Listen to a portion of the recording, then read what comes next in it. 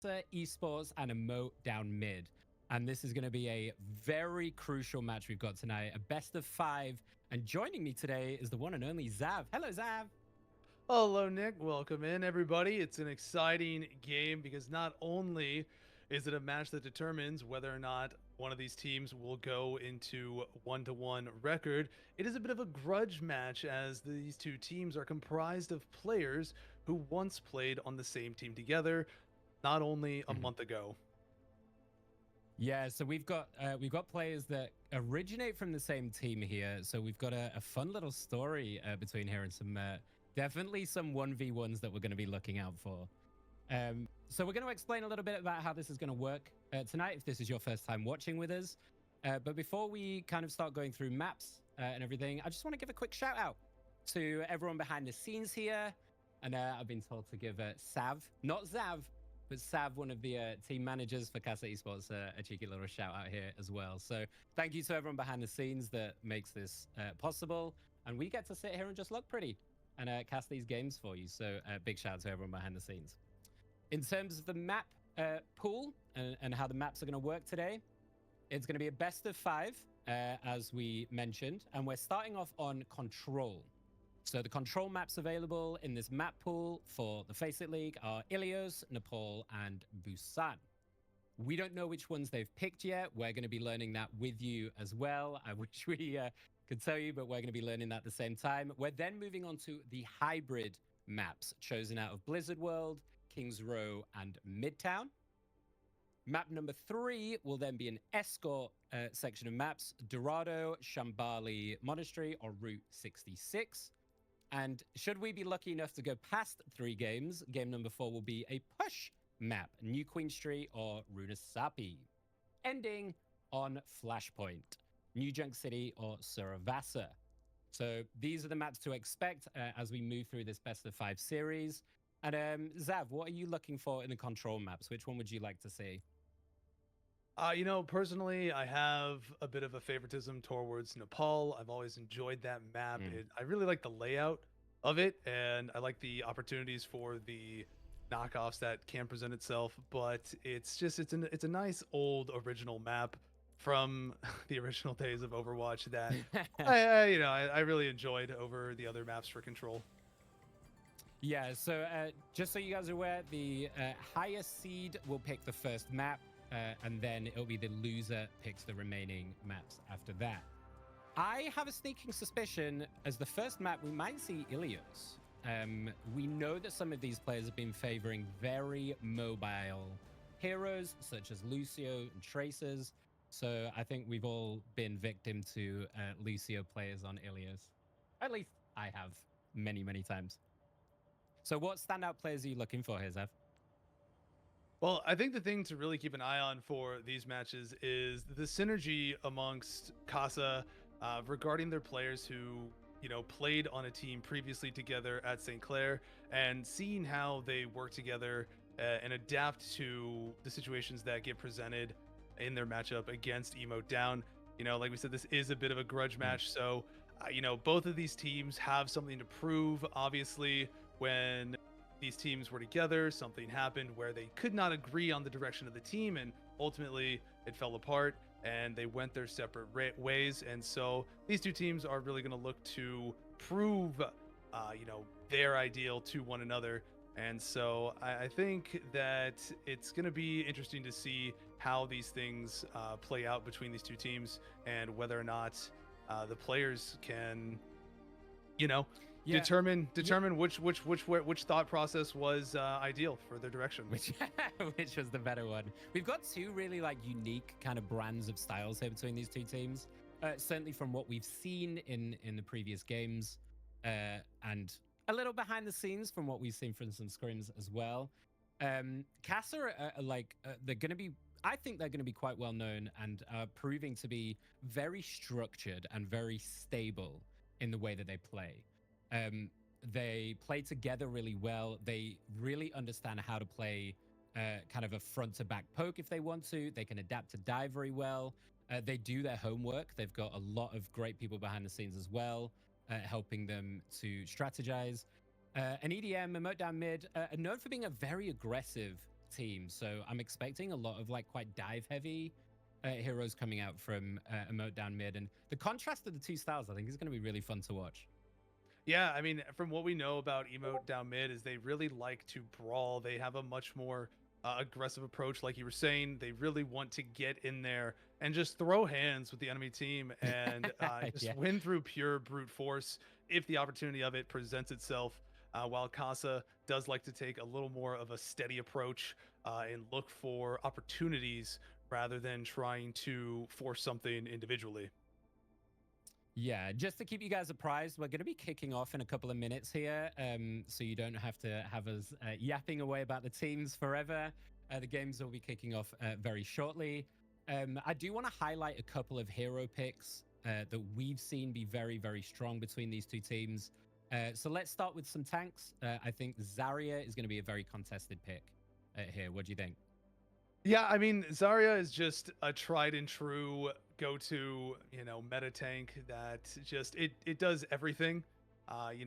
She has good damage output, but also provides a lot of protection and a stable front line, as well as just having that playmaking differentiating ult to just completely, if the situation presents itself, get an entire team in one ultimate, if it rolls around. We have seen quite commonly though, and we were talking about this earlier. Sometimes there's a fallacy in Overwatch, isn't there, where you feel like you have to get a massive 5-person ultimate all the time, when actually we've seen a lot of solo grabs doing a lot of work. On the opposite tank, if it's a Zarya v Zarya matchup, we've seen often that they're defaulting to actually just solo ulting the opposite Zarya just to get them out of the picture, because that one pick can then roll over the fight much quicker than trying to find the perfect timing and the perfect play. And I think particularly for Emote down mid with their aggressive play style, I think the Zarya bubble onto these very aggressive picks, like it could even see something like a Reaper or a Tracer, these kind of in-your-face dive picks. The bubble can just completely change the way that that's played and make it even more potent with the protection of that.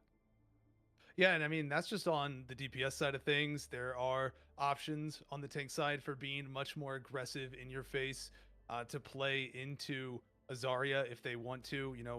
Like we know with Emote down mid, they like to be very aggressive, and Zarya does also present the ability to be aggressive. But Junker Queen is notorious for being a very aggressive tank in Overwatch, and I think there's a good opportunity. We'll see a lot of that. Winston has the ability to just jump around all over the place. He can be aggressive, but he can also, the bubble is great utility, but, Winston is just so mobile, and being able to just jump around on the map and cause a little bit of chaos and get out if needed is really valuable. And we do know Aksha loves a Winston. We do know they are an avid Winston player. Moving on to some DPS as we wait to get into the game here. Definitely one that I'm looking out for is Sojourn. We've seen both teams throughout their games and throughout scrims as well, really loving the power of the Sojourn, putting out a lot of pressure, also from discouraging some of the dive as well. So I think for someone like Proven, that could be a really big power pick to kind of try and curb some of the aggression coming out from Emote down mid. Well, and that's just the power of the hit scan overall. Sojourn has very consistent, steady firing pressure, but has the additional railgun there to get that burst to pick up and finish off the kills as well. And it's more of an instantaneous rifle fire compared to, maybe like cluster rockets that have a little bit of travel time or something of that nature that, maybe there's the opportunity that it misses just because of that additional travel time versus that hit scan instantaneous, as well as the penetration capability of it. Yeah, absolutely. And last but definitely not least, supports. I think we're definitely expecting some Kiri here. We've seen Kiri be such a strong power pick with their mobility, the damage, the cleanse being huge as well.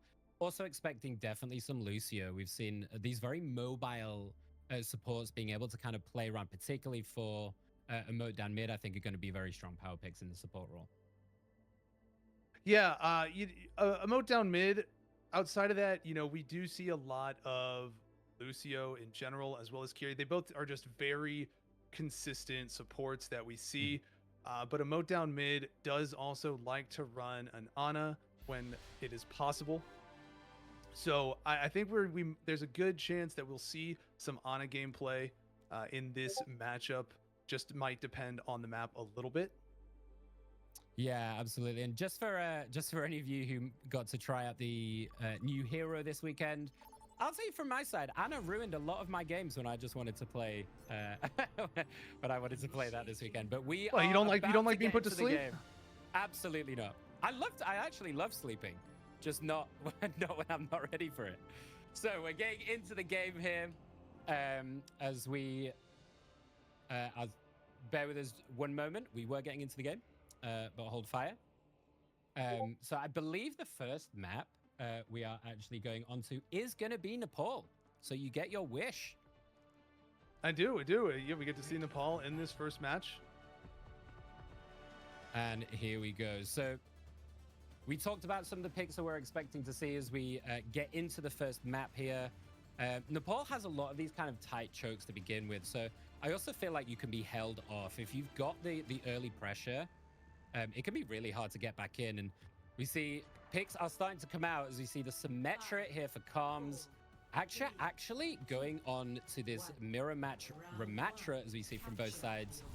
Baz sticking on that as well. And the Lucios and the Kiris on either side respectively, as we talked about with the Sojin. So aside from the tanks, I think we pretty much nailed it. Yeah, I mean, Ramatra really does fit into that brawl style, but the Tracer not as much, definitely a little more divey, as we do see Kiriko fall very early on there for Emote down, and that is going to shift things into the favor of Kasa right off the bat. Yeah, a really early pick, and this is the power that we've seen from the Sojin. Ryan gets the opposite pick, though, with that Tracer, and we've seen how difficult these Tracers can be to lock down. But early pressure coming out from Kasa Esports as they get the first percentage going in their favor. Now they go into the little room, trying to get some damage down. The Tracer is putting it down on Azure. They go down. Baz actually gets that kill, and this is a really good advantage as they get one pick. Can they keep the pressure going? The Tracer battle in the middle. Kiri sat up top, trying to get the damage down. Ryan does get Red X, so that's 2 down. This looks really good here for the blue side.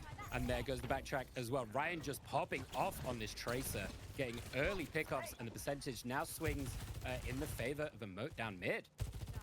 Yeah, Emote down mid doing what they like to do. It's all started with Baz getting that initial fight underneath in the room and just throwing hands with Azure, pinning them up against the wall and taking out that front line right away. And then Ryan, even though Tracer is really good at flanking, was still just as much in the middle of things on the point and picking up multiple kills. Right. Picking up another one there again on Lucio.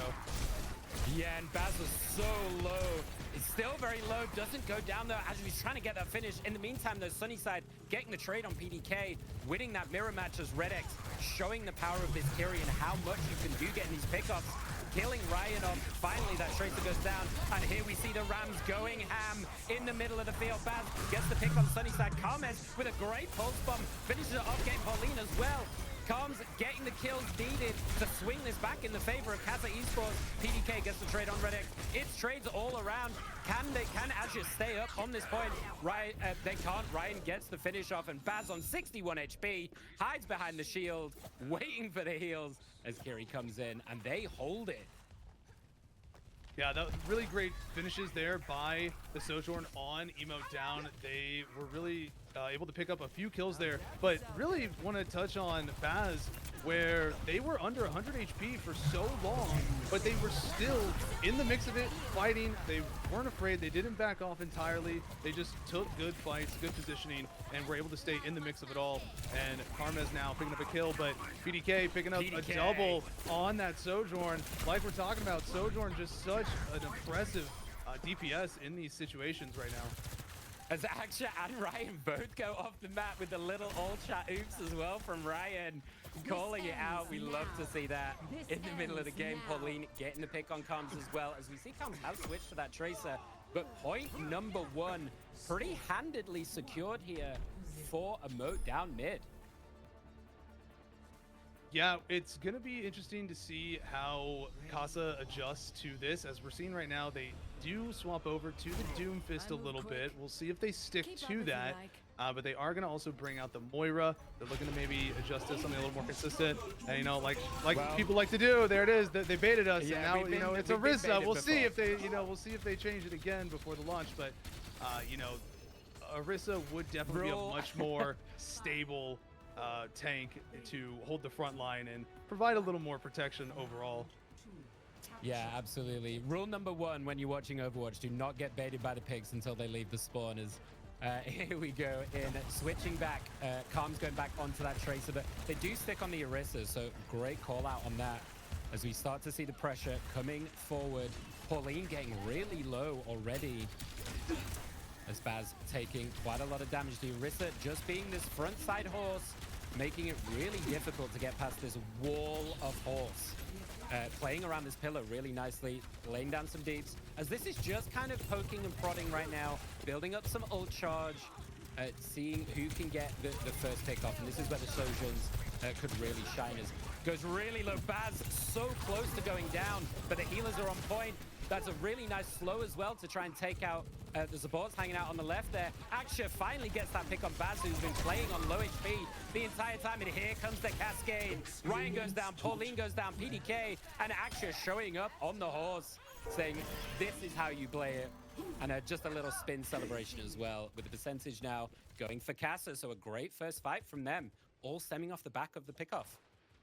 Axer showing right there the power of the horse, just trampling through against, you know, Emote down. And really the thing that we're getting with Orisa in the situation that they didn't have with the Ramatra is the utility of the spear, being able to push people off the point, just having a little more control of the objective and being able to dictate the terms of engagement a little bit more. And now we're going to see the Diva come flying in on the backside, trying to get something against Kasa.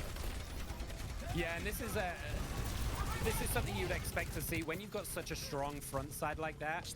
You either try and match that heavy front side, or you just go around them, and that's what Baz has been trying to do. But unfortunately goes down and ends up going off, which is really unfortunate positioning going down, and Aksha and Calms off the back of that, getting the pickups on everyone else, and this looks not great here, but they do get the percentage. They got the point in all of that, so sneaky little percentage going in the way for Emote down mid. Small wins. Emote down mid, just getting a little bit, but very, you know, they weren't able to hold on to the fight for very long. We saw Baz off the map early, and that was the front line gone instantly for them, and Axer just rolling through once again, eliminating Emote down 1 by 1 with the assistance of their team. It's go time.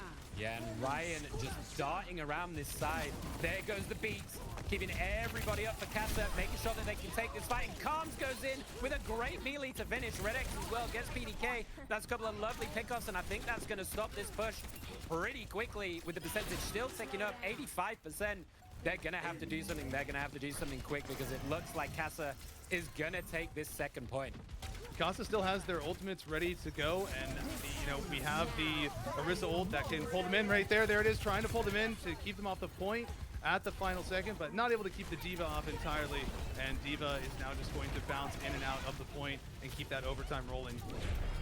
Yeah, but a really nice instant piece from the Lucio keeps everybody up, gives them that extra boost to get around the Orisa ult, and then the pickoffs on the side. Ryan is being a menace on this Tracer, as well as Calms on the other side. And finally, we see them push back in off the back of a great pickoff on this Tracer. Ryan dragging this team back onto the point, 99%.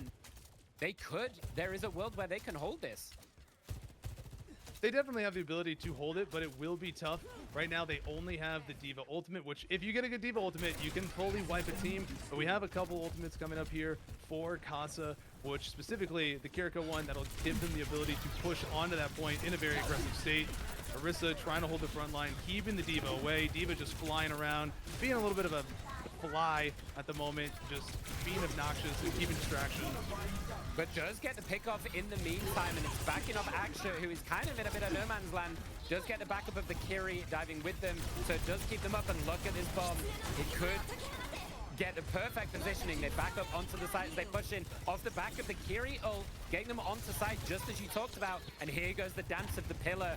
The spin trying to keep them on. The Kiri ult on the other side to walk Kasa esports in. Calms with a pulse bomb. This is going to be the pickup that they're going to need. Someone needs to go down for them to push back in here. Baz with that bomb still holding on, going low. They're trying to min-max their health, trying to keep themselves up. Orisa is playing around this pillar and staying on site. And there goes the pulse bomb. PDK goes down. Comms gets that needed pick. The Kiri manages to get out as well, but they are off the point, and they managed to take it. Here goes the horse back in. There goes the Orisa. Doesn't manage to get anyone. Comms gets Gorilla, and the pickoffs are coming now for Kasa, and it looks like they're going to take point number 2, evening the score, and we are going all the way. Great return push onto the point by Kasa there. A little interesting to see, you know, Emote down, holding on to that Diva ult for just too long. The fight was already lost there at the end of it, and they used the ultimate at the very end after their team was already gone, and it just didn't provide any impact at the end of that play for the map. So I don't know if there was just some miscommunication on the side for Emote down regarding the Diva ult, but they just held on to it for way too long and ended up getting no value out of it, as everybody is now back to 0%. It could also be nerves. You know, you've got to remember here as well. We talked about this at the top of the stream. It is an important game for both of these teams, so maybe just a little bit of tentative nerves going into this one. We are going to see Axure bringing out the Junker Queen at this time, and Baz back onto the Ramatra. So we are going to see them look to go for a little bit more brawl, but you know, Axure on that Junker Queen is not going to be any stranger to brawling either. No, and already getting the pick. Sunnyside picking up off the back of that forward momentum as Axture just goes crazy on that Junker Queen. And you called out this pick early as we talked about what tanks they might want to play. And you called this out perfectly. Axture default into that Junker Queen to try and combat. But Baz has already switched off that Diva. Early percentage for Kasa, and this looks good for them. They've got the position. Well, it was actually Baz who is the Junker Queen, you know, idealist, but we're actually seeing a bit of a role reversal right now between these two teams. We're seeing a much more aggressive playstyle out of Kasa at this time. They're playing a little more brawly, a little more front, running it down onto Sunnyside. Running it down onto Emote down, but you know, now we're seeing them get pushed back a little bit. We have seen this all the live long day. This is why the Sojourn is so powerful, and Sunnyside is showing us why. These immediate pickoffs, the unexpected damage that you're not ready for with these railgun shots can just completely catch you off guard. And these early picks are allowing Kasa to get in off the back of it and put down the remaining pressure. As we see Baz trying to get some position on this high ground, using that Nemesis form, but he's being pulled back very quickly as Axure is happy in a small room. They don't mind. They're willing to send it. Lovely pullback. Are you kidding me? How the hell do you pick on PDK in that situation? Incredible awareness. Great target selection as well. Managing to get that pick off as we see some ults coming up. Gorilla with theirs. Does get a pick off on Sunnyside as well, so this might be the go time as PDK and Ryan both about to get theirs. Baz not too far away either, so this might be the trigger pull, and there we go. The Kiriot down on site to keep everyone up and fighting. Ryan nearly goes down. There are so much they can use. Baz gets that first pick. PDK with a double off the back of it, not even having to use their ults, and if they can finish this fight without using the remaining, this looks really, really good for Emote down mid now. An important thing there, though, for Kasa is that even though they do lose that exchange, they were able to do so without wasting any ults. They didn't burn any ults and still lose the fight, so they have their ults ready to go when they make their push back onto the objective. But, like we're talking about, we do have ults as well ready on the side of Emote down. And there the beats immediately to let them walk in. Redx with the early pick on Pauline, and this could be the pick that they need. Pauline is going to have a time getting back. As we see them dancing around this inner square, they get the point, so the percentage is going back in their favor. Baz pops the ult, but just has to sit and defend with the arms because the Azure is absolutely in the face. The Beast to try and keep them alive. The anti was nearly good and the cleanse helped them out, but all that time, the point was going in Kasa's favor, and Kasa gets map number 1. Great showing by Kasa there at the end, and you know, they managed to pull Emote down off the point there at the end and take control of it back. They only had a few percentage that they had to go for it. And, you know, here we're going to see Axure on that Junker Queen really a different side of Aksher in this scenario from his tanks that he normally plays. So really good showing onto that Junker Queen, a much more aggressive performance. Yeah, some really nice adaptation from both teams, and I'm glad that we kicked off with a close game and not a wash. This sets up the rest of the series really nicely, with Kasa just edging out on top in that first one. So as we move into map number 2, we are moving to the hybrids. So Blizzard World, Kings Row, or Midtown. So what are you looking for here, Zav? What do you want to see? Well, you know, I personally am a little biased towards Blizz World. I've liked Blizzard World as a map. Some of that's just because I like the aesthetic of it. You know, I've been a big Blizzard fan through most of my life. But Kings Row is a tried and true favorite without fail. And it does lean into a lot of tight choke points the entire way through, with flanking opportunities. So a bit less open space on Kings Row outside of that first courtyard, but it'll be interesting to see what we end up with in this first. Yeah, I'd also love to see some Kings Row. I think, as you said, it's a staple, it's a classic, and it also opens the door for some interesting picks that we haven't seen yet.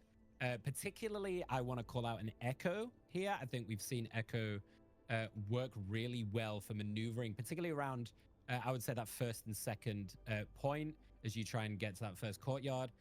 So I'd love to see some Echo as well. We've seen the ultimate copying the tank as well. Let's say if you're running the Zarya, you can copy the Zarya and do a double grab.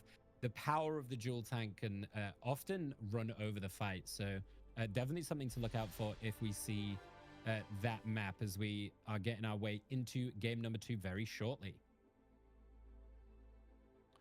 It'll be interesting to see because Emote down, definitely they have previously opted for playing on Blizz World, which does create a scenario where they play the old wrecking ball, the hamster, the gerbil, the menace, the terror that everybody despises. But they most commonly play him on that map. So I think if we do see that Blizz World, it would definitely be an opportunity for that to be busted out. But, you know, that's only one of the maps. I actually believe, and forgive us here, apologies, we've had a little bit of misinformation here. We're actually going to Dorado, I believe. Oh, that's good. Yes, so I think we're skipping ahead from what we thought the map was supposed to be. So apologies for misinformation here. But we are going to Dorado here for the escort map. Personally, I like Dorado a little bit more than some of the other options. Route 66. I know a lot of people like Route 66. I'm not personally a huge fan of Route 66. It's very open, which some people like, depending on what your preference is, character-wise, hero-wise. But Dorado has always been a more enjoyable map to me, personally. Yeah, and this is also a very good sim map. We've been seeing quite a lot of Symmetra, so would not be surprised to see that. But as we see things getting locked in here and the hovers, we're not going to get baited by what we're seeing right now, because there is some spicy picks we could talk about, but we're going to wait until they're actually locked. But it looks like for Kasa, love to see Hex on this break pick. We know that they love this break, and particularly for the defense here, can put in a lot of work with the BAP as a backup. So Freya as well. We got a really interesting comp coming out from Kasa. People mixing up their roles a little bit. We got Sunny on the Freya, which is going to be interesting. I really like Freya as a DPS, and so it's going to be fun to watch that. And here is the Ana coming out by Emote down, like we talked about.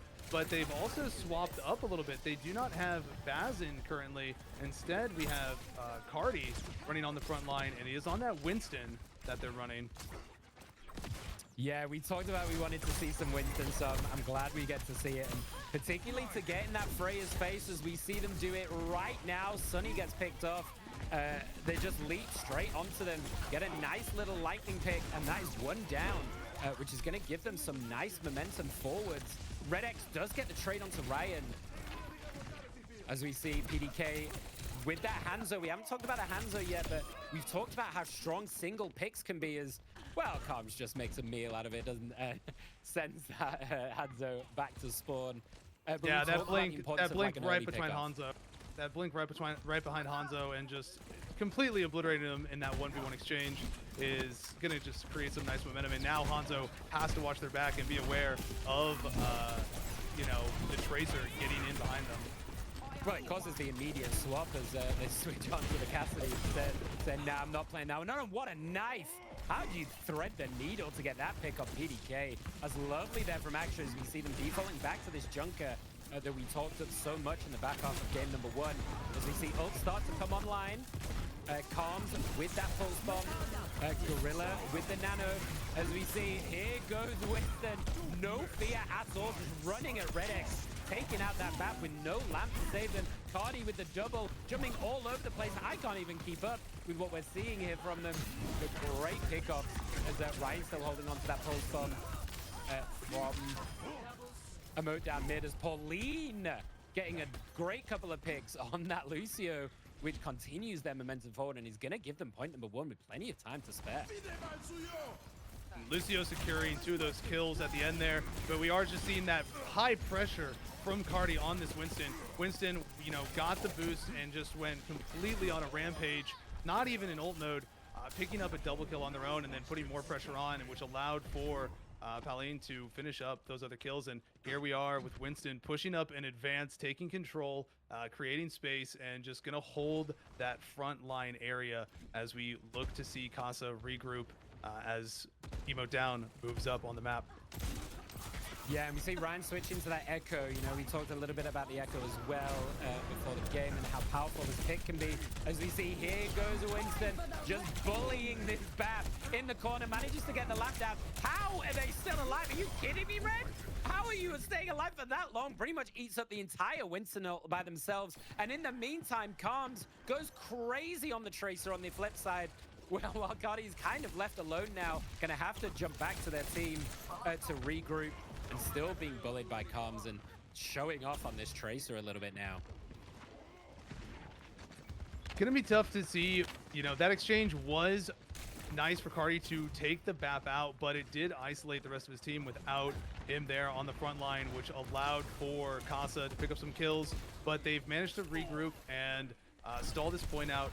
Kasa, and right back into it, we have Cardi diving back in once more with the assistance of Ryan.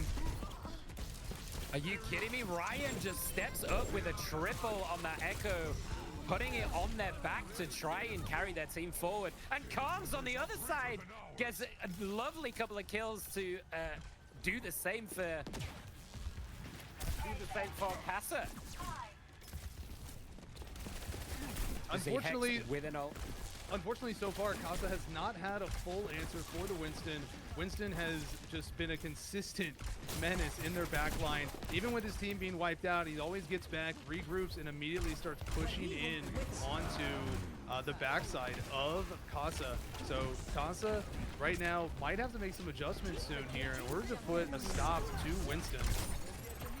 As Cardi Fantasy gets another pick, and I agree with you. The beast goes down, but the anti is great there. Red X goes down immediately with the window down as well. And that is a lot of ults used for very little gain for Kasa, so looks kind of rough for them. And I wonder if we're gonna see some swaps now, because it's not really working for them in the current format. The shielding that Winston's providing while just being able to also give pressure onto the back line has just been a very valuable utility. We do finally see Cardi go down here. Karms picking up the kill there on the Tracer. So that's going to allow for Kasa to regroup a little bit and hold them for just a moment, catch their breath, take the Winston out of their back line, because he's really the one that's back there creating so much chaos. PDK hasn't been able to do too much. You know, Karms has done a really good job blocking down PDK a lot during this match. Yeah, and we see Sunnyside on this Freya with their ult, which could be huge for this fight. Pauline getting up that beat as well. As time is ticking, so it's gonna have to be soon. As Karms gets a great pick on Ryan, pushed up quite far as well, unexpectedly to get that pick. The cast is so low, it forces out the beats. That's actually huge. The pulse bomb as well, just to get rid of Cardi's bonus health. and it looks like they're gonna have to push through this. 37 seconds on the clock. They might try and stall after some ults. As you see Cardi, that's a huge pick on X, as they've got their ult to work with as well. PDK closed as well, and here comes the pick. That's a great anti-PDK. Off the back of it, gets the pick off Calms. Aksha with a trait, but Cardi in the ultimate is going bananas. I had to make that pun once, I'm sorry. Unfortunately, we do see, you know, just a really great flanking by Emote down in that situation. You know, they came around the top side, they held the high ground, they got their picks while maintaining the high ground in that situation, and then dropped down for the people who were below and just really cleaned up nicely. And so now Kasa is into the final checkpoint. They made a good stop initially, but they do get that time extension on Emote down, and so now Emote down has a little over a minute to push the payload the rest of the way. Yeah, and there goes the Nano already with the Deadeye over the top, trying to see if they can get a pick. They had to put the lamp down as well, so no lamp, but now they're going to push in off the back of it. PDK stomps forward, the Echo as well. Ryan actually swapping onto Bat, but they don't really need it, to be honest. That push forward, once they'd expended those ults, there's not a lot left to work with for them, so they can just move forward off the back of it, and very easy pickups. And this is looking rough for Kasa. The time is not a huge amount of time banked, but it looks like they might get it all the way. The window is dropped down, trying to put down that damage to stall them out. Hex does get the pick on Gorilla. That should help them stall it, and Aksha actually gets one on Pauline. This is actually looking really good for Kasa. They might be able to stop them getting all the way, as Aksha, we've seen, gone back onto the Zarya. We've seen them be so strong on this pick, and is a safety pick for them on this tank roll, I think. It's just so consistent. You can never really go wrong with Zarya in any, like, in almost any scenario, and they just have to hold on for a few seconds, really hold up Emote down right now as they try to make their way back to the payload.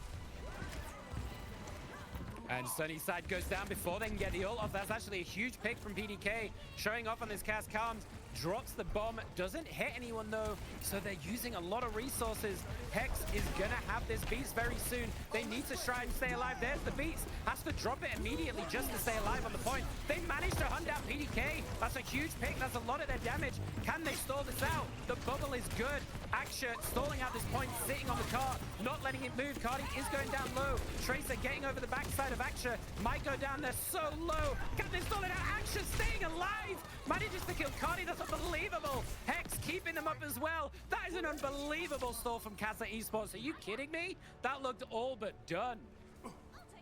That was a great push by Emote down there. You know, they made it a good way. They pushed the payload almost the entire distance. So, you know, Kasa doing a good job holding them there at the end, but they still have to put in a lot of work here and essentially push the payload the entire distance to that final point.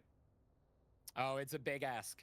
It's a big ask to go all the way, but I think as long as they can settle down, I think during that mid game, definitely, you know, there was a lot of just these single pickoffs and people getting caught out of position, I think. So if they can just shore up, we know that Kasa are a very strong and stable team. They work very hard on their strategies and they know how to play together as a unit. So if they could just bring that cohesion together a bit, not get caught out on these flanks by, particularly by Ryan and PDK, these two DPS players are just finding those angles. So if they can just shore that up, I think they've got a good chance of getting it all the way. As we see some picks being hovered. Gotta wait and see. Gotta wait and see whether or not they stick to it. I could see the Widow initially just for holding out a spawn, you know, taking some of the pressure off, getting people off the rooftops, you know, just putting down that covering fire around that initial first corner. Yeah, as you see them setting up on the high ground, as is pretty standard. And it looks like Aksha is going to stick with this D.Va, and I think they understand that maybe they're going to stay on the Winston, so they need someone to try and match the Winston as they move. And D.Va does have that mobility. D.Va can get up on the rooftops just as much as Winston and can get in and out of that back line. You know, Junker Queen is a little more grounded, and, you know, Zarya is a little more just stable with holding things down. Oh my god, they actually go down. I thought PDK was gonna, I thought PDK was gonna live there on 4 HP. Looks like they got stuck in the corner a little bit, but does actually go down in the end. This is very early momentum. And just as you were talking about it, perfectly timed, Aksha gets on that high ground and gets PDK down for the first pick. Great pickoff there for Aksha, and just good early momentum, like you were talking about. You know, this is they're gonna walk up to this first point almost straight away, but you know, Emote down is not gonna go down without a fight. You know, they're now back in the mix of it, looking to brawl it out. Winston sitting on that point, so low there. And Aksha just picking up another kill there on PDK. Ryan going down now as well. Ryan picking up a kill there on Karm, so DPS down on both sides at this time. But all this time, they are trying to stall the point out. Aksha is sitting on this car. I'm not sure the Tracer's going to be able to get away. That's a great sleep, though, with the pulse bomb over the top. Are you kidding? What a great combo. The anti as well. That's unreal. They do get back in the mech, so it might be all for naught as they go back in, gets the picks off the back of this incredibly aggressive play. And this is so interesting to see from Kasa, because this is not what we know them for, really. Or what we've seen from them, but this duo of aggression coming out from Karms and Aksha combining to just get in their face on this backline is overwhelming pressure. And well, that was just taking advantage of the momentum that they had. You know, they got those few couple kills, and you know, running down the last few remaining people to extend the respawn timers, to you know, slow up the time in which Emote down can regroup. To contest. That's really what they are aiming for there, as they didn't go for maintaining space. You know, they fell back to their team, regrouped, and now they're back to holding the payload. Yeah, and a little corner window. That's an interesting spot, but the rest of them on the high ground as Ryan has switched to that Echo, gets the kill on Sunnyside, who's been staying on this Freya, and the picks just keep on coming, and that is a wash of a fight for Emote down mid, as you have just under 4 minutes left on the clock. For Kasa Esports to make a push out of this. It was a bit of a bull in a china shop situation there, as you know, all of Kasa found themselves in a room trapped with a rampaging Winton, and they just got picked apart by the entire team of Emote down, while Winston just knocked everybody around and just, you know, tight space, walls everywhere. Winston go bananas. And we see the high noon coming out, just backing everyone off, which is pretty much all you can do with that ultimate, let's be honest. But it does move them back. As you see, the pulse bomb come out, does not get any value either. And we still have a couple of ults to work with. So Beats on either side, and Sunnyside on this Freya has an ult to work with. So they're going to need to utilize this to be able to push forward. As you see, Ryan not too far away on that Echo either. And there we go, big Freya. Oh, actually, that's huge. He gets BDK, locks them all up on that top side. A lovely pickup off the back of it as well from RedX with the help of that Freya, and Sunnyside delivers as they needed to back them up. And that doorway just got melted. One of the things that I really like about Freya, just the ability for that instant high burst that you have in tandem with your ult, but even just on your own, just a lot of capability there. And here we see D.Va going very aggressive, getting into the back line, putting pressure on, and picking up Aksha, picking up a double there on both of the supports, and that's going to force, you know, Emote down to have to back up, as they have nobody to keep them sustained, as Karms goes through, picking up a kill now as well. Yeah, I think it's actually really good. Oh, there's no way they get that kill as well. That's absurd. I think it's really good identification here from Kasa. The D.Va is going to be completely free, and we've seen Aksha. We know how good of a tank Aksha is, and they're so free because they're quite split up. If you look at what they're running, you know, Ryan is going to be quite split from everybody else. You've got Winston jumping around. So these split heroes out from Emote down mid are very vulnerable to being 1v1'd by this D.Va, and we're seeing it happen very consistently. Yeah, save there by Anna on Gorilla, but you know, it's a really interesting situation for Emote down right now. You know, they might need to, you know, look at moving off of the Winston and trying something different here, because they haven't been able to fully stop Kasa. You know, they had a very brief stop there on that one stretch, but they have so much more time right now for this final objective. But they are going to pick up 2 kills there, and, you know, Kasa is going to have to slow up just a little bit. Oh, Karms. Oh, Karms got stuck on the window. Does manage to make it out, and the picks are coming, so they do stall it out. But look at the timer. and how close that car is. There is still 2 minutes 30 on the clock. The Emote down mid have to try and stall this out. And this is a big ask. You've only got the Cassidy ult to try and stall this out so far. Ryan and Pauline not too far away as we see Cardi switch into that Zarya. And Aksha already seeing that switch is then switching off the D.Va to go back to the Junker, ready for that swap, reading the play perfectly. Looking to see a bit more of an aggressive push here. You know, I think Kasa really wants to make this happen. Here comes the high noon. Not going to be able to pick up any kills off the high noon.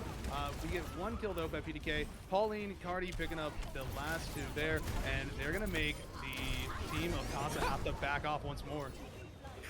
This Ana is, poor Gorilla is getting absolutely sent on. But in between that is weaving in some incredible antis.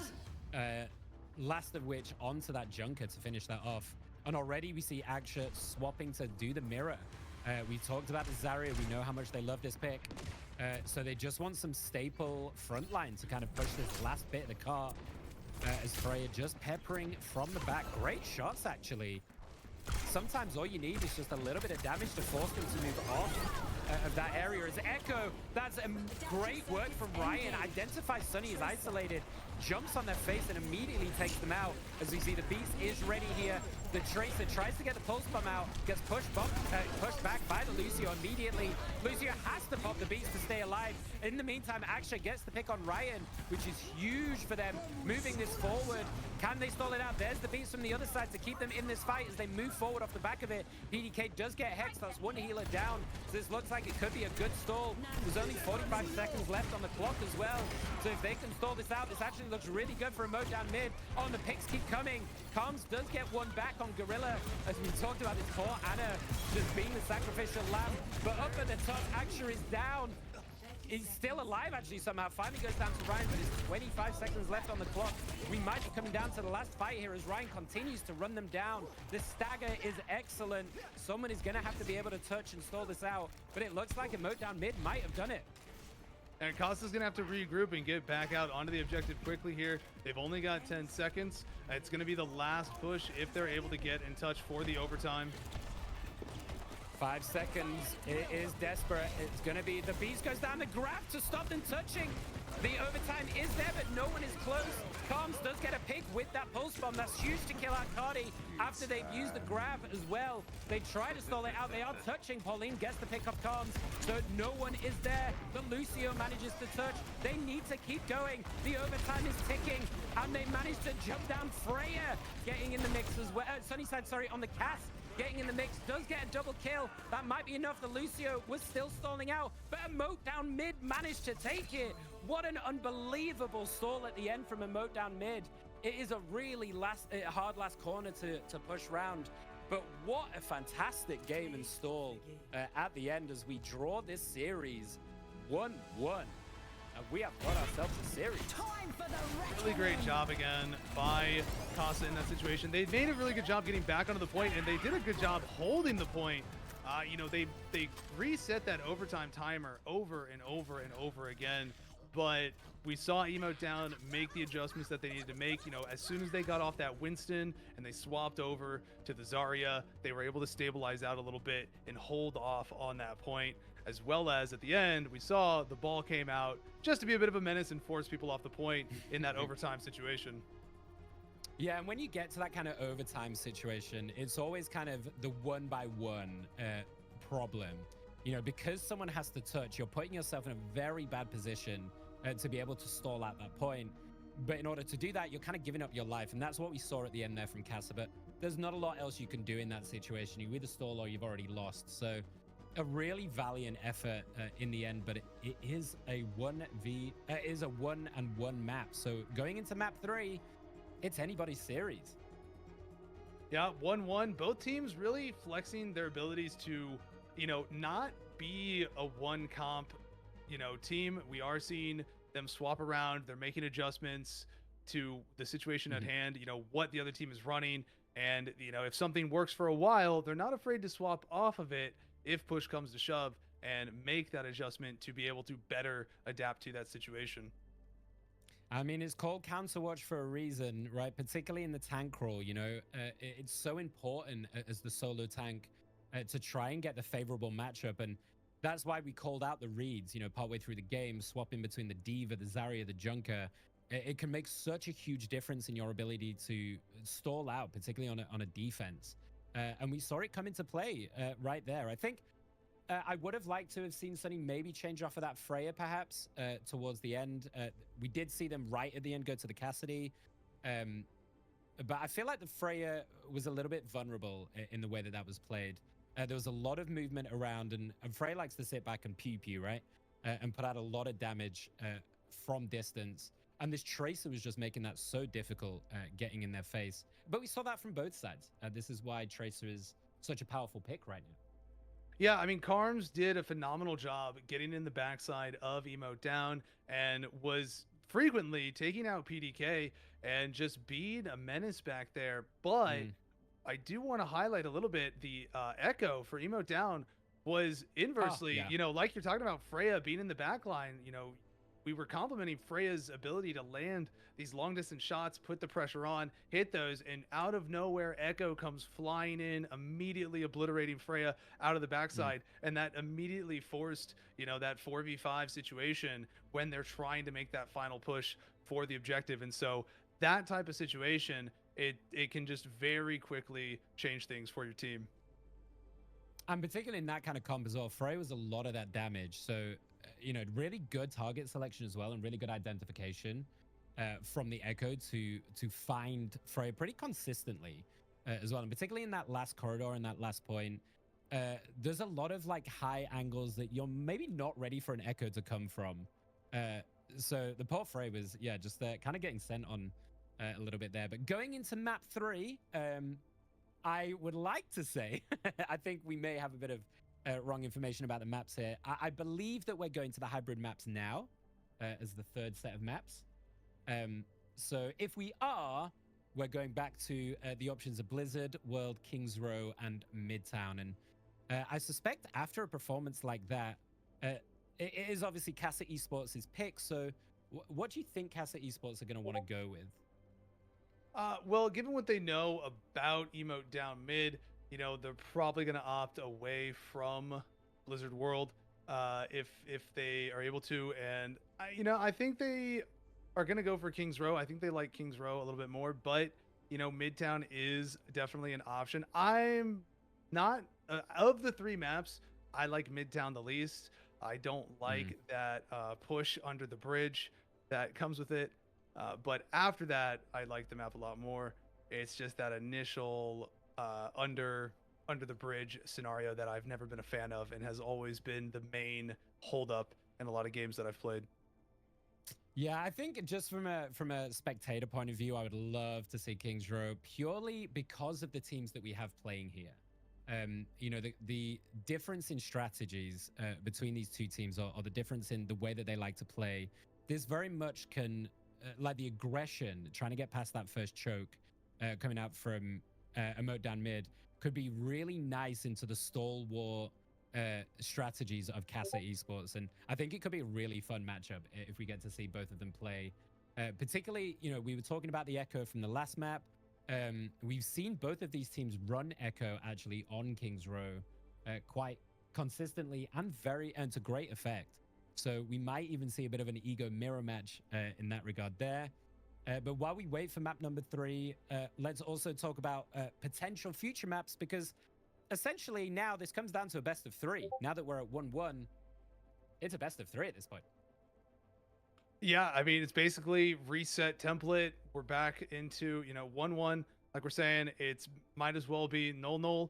And it is now from that best of 5 into that best of 3. And it'll be interesting to see, the pressure is on for both of these teams.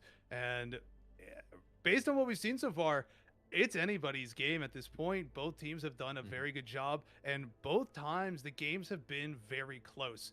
None of the games so far have been a complete wash. They haven't been one-sided. Both teams have just put on really good, consistent, solid performances, and they've been close matches. So as of right now, this really could go any way. I mean, and that's what we wanted, isn't it? We talked about the importance of this game for both of these teams. This is a very key win for both of these teams to try and grab. So we thought this might be a close matchup anyway between these two, and I'm glad to see that that's what we're getting. It gives us a potential all the way best of 5 here. And moving into, I think this map, particularly map number 3, if we are going to the hybrid maps, is going to be absolutely key because map number 4 coming up is the push. And between New Queen Street and Runasapi, I think if they're given the choice, I think Emote down mid will take New Queen Street because we've seen how effective they can be on this map with their aggression and their love of these dive champs and these dive comps. So I think that, if they get that map preference, that could set them up really nicely for the rest of this BO5. Yeah, I'm still waiting to see a little bit of Emote down mid take into that, brawl run over strategy that they've been talked about being known for. And they've definitely played a more stable backline overall outside of their tank. The most dive oriented thing we've seen out of them has been the Winston, outside of a couple key plays from Echo going for the Freya. But overall they haven't really been as upfront brawly as was led on to be for their traditional playstyle method. And I don't know if that is because they're trying to adapt to what Kasa's running, and so maybe what Kasa is playing into it doesn't work out for their normal play style, and so they are making those adjustments. But right now, if that's the case, Kasa's done a really great job putting them in that situation and making things difficult for them. Yeah, I think it's important for you guys to know who are watching this. These teams do a lot of research. They've got people behind the scenes that, they scrim against each other as well. These players know each other. We talked about some of these players playing together before coming from a previous team and splitting up into these two rosters. So these players know each other very well. And I think we're seeing that come into play with, as you called it, this kind of, I guess, adjustment of strategy. Because if you're playing this very heavy dive into this very stalwart defense, your divers are just going to get isolated and picked off very quickly. So I kind of like this adaptation from Emote down mid to try and not match this like solid defense that we know Kasa for, to kind of half match it and tone down the dive just a little bit to allow their DPS players to get the picks that they need. Well, and we've been seeing, we are getting started in here, but we have been seeing a much more aggressive play out of Kasa, right? At times they have fallen back to that more stabilized, stalwart defense, slower pace method, but they have also had no problem going on to that much more aggressive front, running the Junker Queen, pushing things forward. D.Va was a very aggressive play, but they played D.Va in a very aggressive manner, using it to get into the back line, pick up kills, and not as much of a holding the front line for their team. Yeah. I do also like, I think while we're talking about this kind of aggression and pushing this back and forth, I think we should also mention this is some of the reason why picks like Kiri and Lucio are so popular right now, because this overwhelming usage and this movement speed to be able to just run and like full on run at the opposite team and overwhelm them is incredibly powerful for a lot of these situations and a lot of these maps. To give you that advantage and to give you the team fight. So it comes down to the ultimate resource economy. And I think both teams are managing it really well. We mentioned in earlier maps how if they don't think, if they get the pick off and they don't think they've got the advantage, they don't unnecessarily use ultimates that they don't need to. They're doing a good job of holding on to them when needed and playing the ult economy game. And I think both teams are playing that back and forth very well. Absolutely. And like you're talking about that move speed, with Overwatch, the move speed effects that heroes bring to the table to amplify their team to be able to run in and go aggressive is something that is really integral to the playstyles for Overwatch, because movement is not as much of an emphasis on a lot of the character playstyles. overall in comparison to some other hero shooters. But you know, we are going to see that a little bit changing up in the future with an upcoming new hero to the game who is breaks that mold a little bit and has a bit more mobility built into their kit overall. While we're waiting for the game number 3, have you had a chance to try Vendetta? I have had a chance to try Vendetta a little bit. She is a lot of fun. She is definitely a little bit different from the normal DPS design. You know, she has a lot of mobility, just baseline, and her ult is just ridiculous. So much fun. It's so much fun. It's so broken.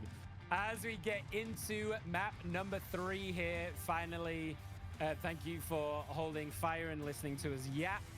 As we're getting, actually, once again, it turns out we're wrong.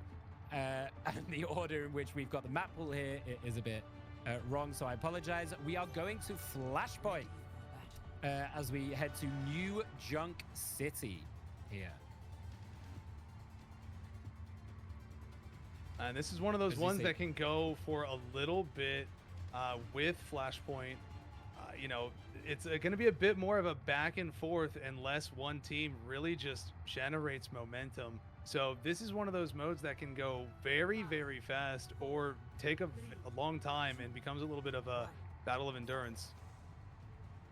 Yeah, and we've seen from previous games on this map, particularly from Kasa, they're very good at stalling out, and they're very good at using their ult economy at the right time. As we get into this game, and let's talk about some of these picks. We've seen Comms pull out this venture on this map, as Ryan also bringing us a spicy pick with the Reaper and a May as well. So we've got spicy picks all around. Yeah, very different switch up for Emote down in this situation. Yeah, and it's a nice mix of stall and aggression. You know, Ryan is going to play this aggression on this Reaper, as we see Baz cleaning house off the back of that aggression on this Orisa. And then you've got some great stall out potential with this May. And we've seen how difficult May can be to push into when they're managing their cooldowns effectively. Is we see Sunnyside dropping onto that Sojourn that we've seen be so strong this series and in general. And we've got Baz. Baz is back in replacement for Cardi. Cardi subbed in the last match over Baz for the tank role to play that Winston.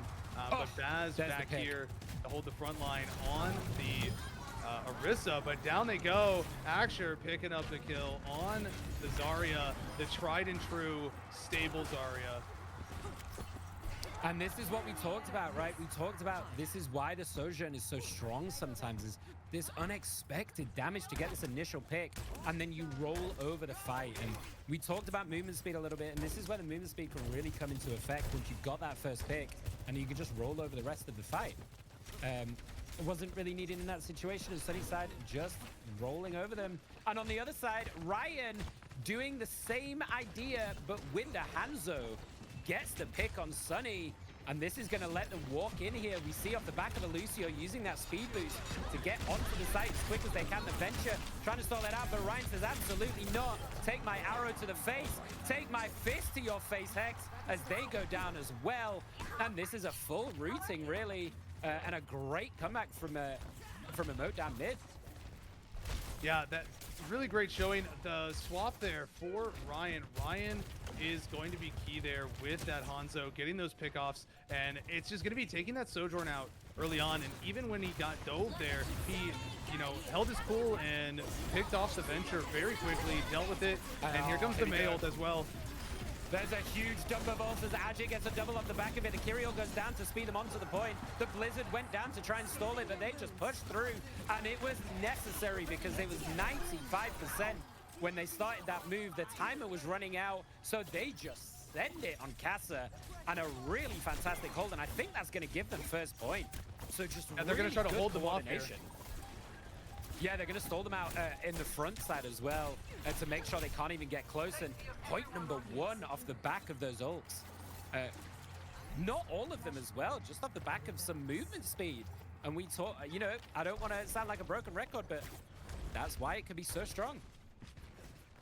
being able to get back onto the point like that in that situation where time is of the essence, you know, 99%, it was just any longer, and that point would have gone to Emote down. So well done there by the supports of Kasa, recognizing the situation and getting their team onto the point, and just overall the team playing a really aggressively onto the point and wiping out Emote down to take control quickly, and then posturing for position to keep them off the point. Ryan right now looking to get a pick to create some, create some time for his team to take control of the point.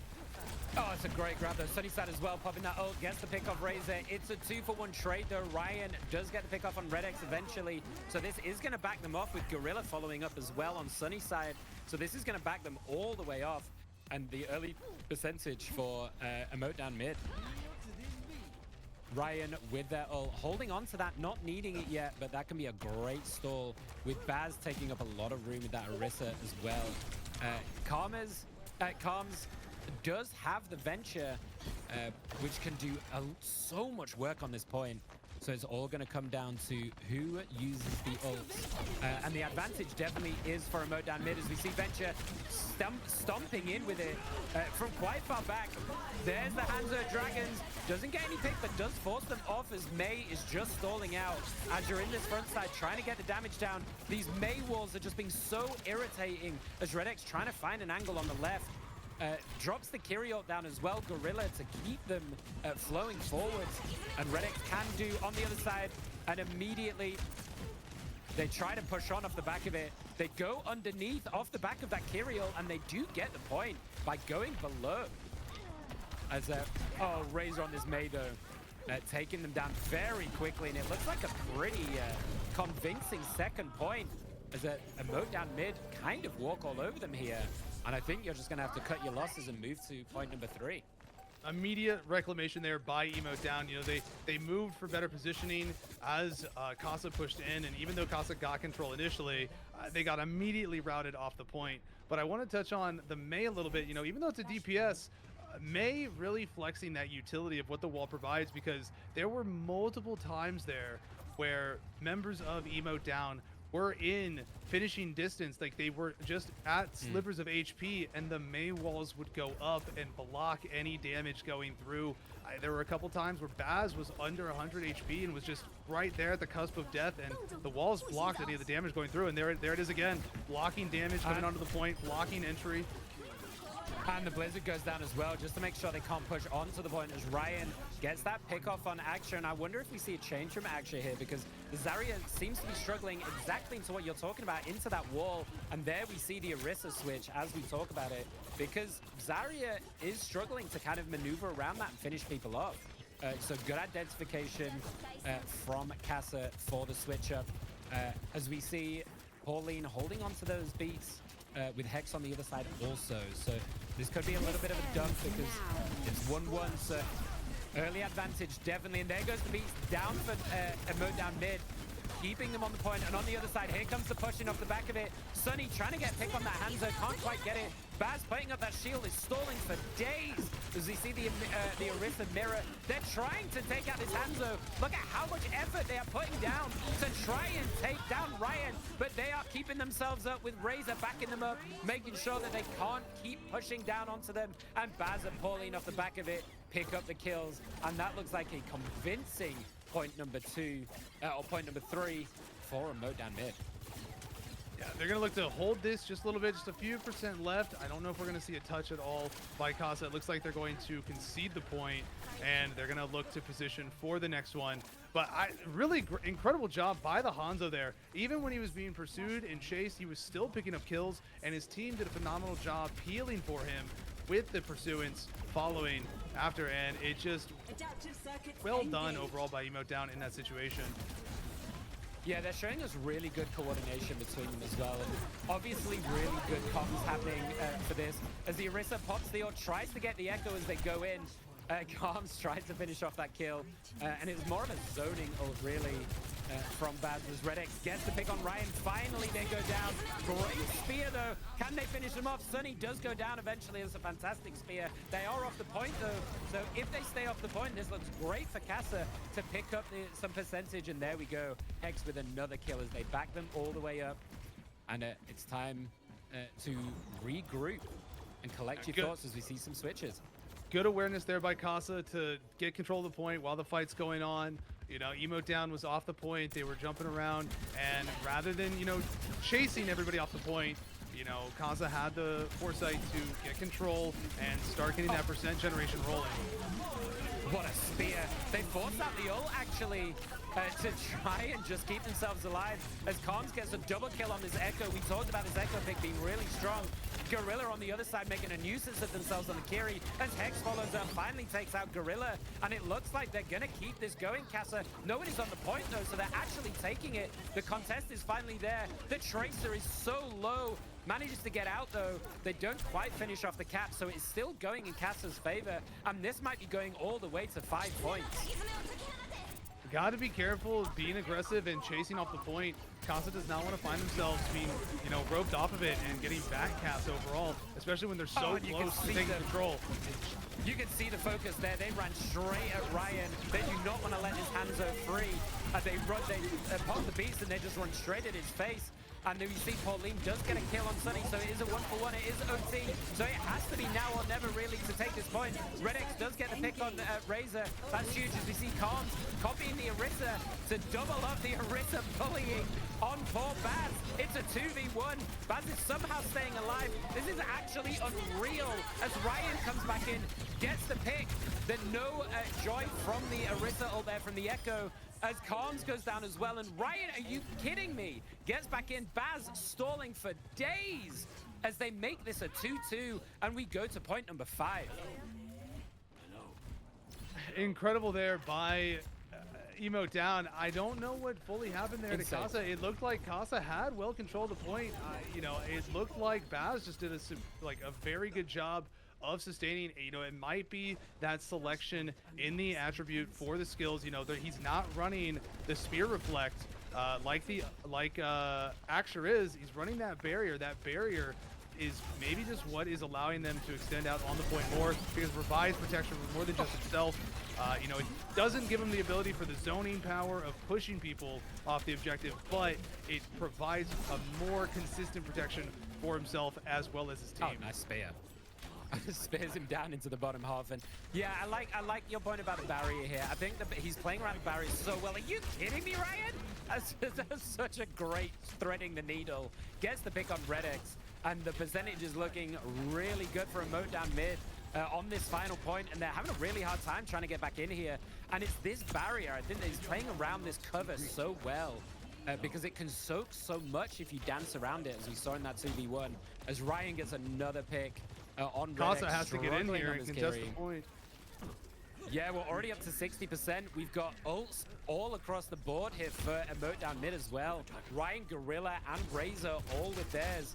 It's going to be really hard to get in. Aksha has to be the one. They've got the ult. I think they need to spin to win to get in. And there we go. We see the dragons drop just to keep them off the point. Aksha has to go in here, I think. 93%. It's all or nothing. The Kiri ult is dropped as well. Here they go. We see them pushing forward, trying to get into the back line. They're looking for Ryan. You can see, what a turn to get Gorilla. Are you kidding me? Tries to ult just to save themselves, keep them alive, and it is working. He drives them off the point. 20 HP, they finally go down. Razor with the double kill. The Echo trying to stall it out with their mini Orisa as well, but I think they're going to go down. Kamez does get the kill on Ryan. Oh, Kamez gets Baz as well. There's no way. Has Kamez done this on the Echo? Are you kidding me? The Tracer trying to stall this out. As Redx trying to get a kill. This Tracer is everywhere. They cannot get the finish. Hex finally gets the finish, but the point has been changed into Kasa. Carmex, are you kidding me? That's an unbelievable play to stall that out. Yeah, that swap over onto the Orisa, the transform, and managing to pick up that double is definitely going to be the key in that fight there. But I want to say a really well done job by the supports. Great job, the Redx, you know, keeping everybody alive in that situation while also managing to help secure some additional kills for the remaining members that were there for Emote down. And we are going balls to the wall here for Aksha. going on to this Doom Fist as we see Ryan getting an early pick. And we talked about how impactful these early picks are. Sunnyside with the trade onto Bats, that's huge. Tanks down. Let's see how much pressure they can put out. Sunnyside as well, getting another pick. Sunny is stepping up. Action with the pick. They are going to chase them all the way. They are going to stagger them to high heaven. And it looks like Action is going to chase them. The Kiri does get the dash out, but they are so far away. Ryan having to, feeling like they have to switch to this Genji just to try and match, but 90%, someone has to touch. There's no way they're going to have done this. Action catches Razor, who was trying to look to touch the Tracer, but they don't manage to get there. They do get back in. Do they have enough in the tank, though? They're one person down already. The picks need to come as they try to sit on point, but this is anybody's game. 99%, 2 for 2. Action almost has ult. We've got to fight down bottom. We've got to fight up top. The Orisa is trying to get there. Sunny gets the pick on Ryan. That might be what they need. There's no barrier left. Comes, gets Baz. Are you kidding? They're going to have done this. Kasa with the clutch in this final moments, and they take it. Unbelievable work on that final point. Are you kidding me? Oh, my word. Sunnyside, take a bow. That Sojourn was unreal on that last point. Woo! You know, the play of the game is going to Ryan here on the Hanzo. He had a very good showing on that Hanzo for Emote down. Did pick up a lot of kills that did secure some objectives, but that ending, though, for Kasa, they really showed their mental fortitude. They did not give up on the point. It went to 99%. It was in overtime. They didn't have any percent generated on that final objective, and Echo coming through with that Orisa transformation into Redix, helping keep their team alive and stabilizing things out. But then following that, Axure going on to the Doomfist and just put on a show at the end there with the Doomfist, picking up kills one after another and really actually pushing multiple people back to their spawn and creating that time and space and staggering out Emote down from being able to get back to the point as a team was really big and well done. Yeah, it's such a smart switch as well. When you think about it objectively and in the heat of the moment, right? You have to think about how tense that is when you're at a 2-2. You know, it's the final point. You know, we talked about how important these games are, but to have the mental fortitude to say, I'm going to play a Doomfist, and it was the perfect pick because trying to do the Orisa mirror match, you know, I feel like Emote down mid were getting the better of that. And I think Axure probably felt that way as well and just said, you know what? I'm just going to completely avoid the Orisa and kill everybody else. And then the Orisa isn't that much of a problem.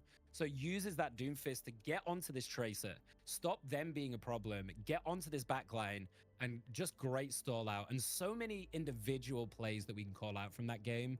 You talked about the Echo, but people we haven't talked a lot about here is the supports. Like, huge shout out to these support players. They are doing so much to dance around these fights. And, you know, this is one of the things that Kiri and Lucio are very good for. Obviously, they're extremely high mobility, but their ability to keep everybody up during these incredibly chaotic fights with everybody leaping around is incredibly impressive. So big shout out to the support players on both teams, really. Absolutely, 100%. You know, I mean, there were a couple moments that were completely dependent on those support players, like being able to rush onto the point, you know, with the percent running out, and you know, Kasa was able to get there with that move speed, the supports coming through with the double move speed, and it's just, it really does make that difference, and it's just a very well done job overall for Kasa and Emote down. The Kiri ults have been incredibly clutch on both sides, particularly for Flashpoint, really. So I wouldn't expect really much switch from the support role. I think we're probably still going to see very similar. I'm not even going to try and guess what map we're going to, if I'm honest, because we've been wrong every time. So we're just going to wait and see what map we end up on before we start talking about that. But we've had quite a the options are going lower. You know, we're left with hybrid and push now. Are getting lower. So, you know, the percentages are getting lower. So your odds are improving at guessing correctly.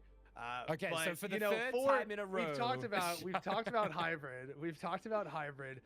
But now we have push. The two maps for push, New Queen Street and Runasapi. Do you have a preference for these maps yourself?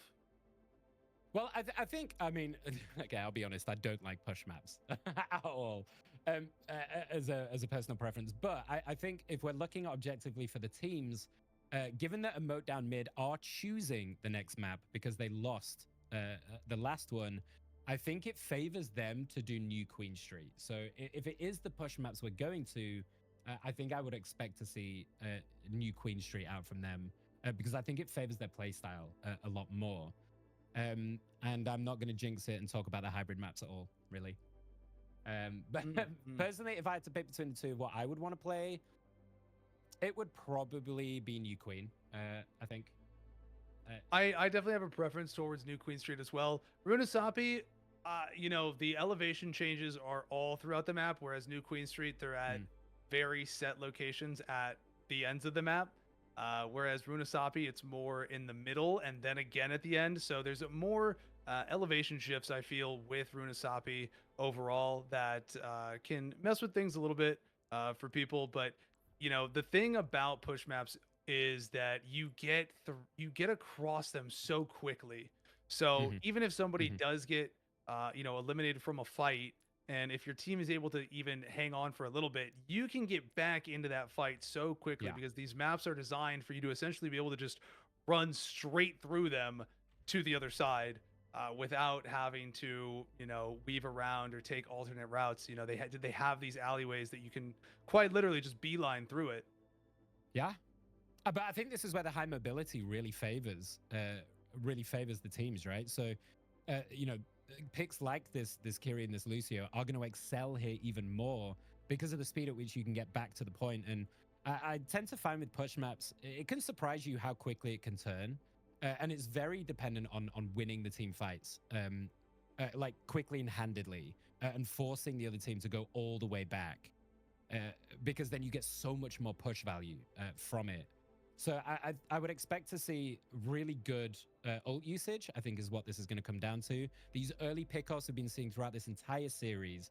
This is why we're seeing the Sojans, the Hanzos, these initial picks to then walk over the rest of the fight with the numbers advantage has been so instrumental in this series. So I would not be surprised to see those either. Maybe even a Cassidy, even though a Cassidy is not as mobile, I think they can do a lot of work on this map too. For getting those initial picks and maybe stopping a bit more of the aggressive picks like the Tracer, perhaps, which I would also expect to see. The thing about the Cassidy is that on a thing like the push maps specifically is that there's not as much open space. There's a lot of places for people to hide. You know, specifically, if we talk about New Queen Street, you know, there's buses, there's cars, there's lots of rooms, there's the alleys, there's above locations. There's a lot of ways to break line of sight of that Cassidy ult, but there's also a lot of flanking options for the Cassidy as well to get behind, get picks, things of that nature. So it's definitely something that will be something to keep an eye on. Oh, don't get me wrong. I think the Cassidy ult, the Cassidy ult is useless in nearly every situation. Let's be honest. It's very rare. I think you do have to combo and hope that Lucio doesn't have a beats ready for you if you're going to try and get some value out the Deadeye. I think it's a zoning ult at this point, really, isn't it? And I'm saying that as a Cassidy player myself, by the way. He's probably my most played. But the it does make people disperse. It does make people disperse. You know, it forces that is true. You know, off the point type scenario.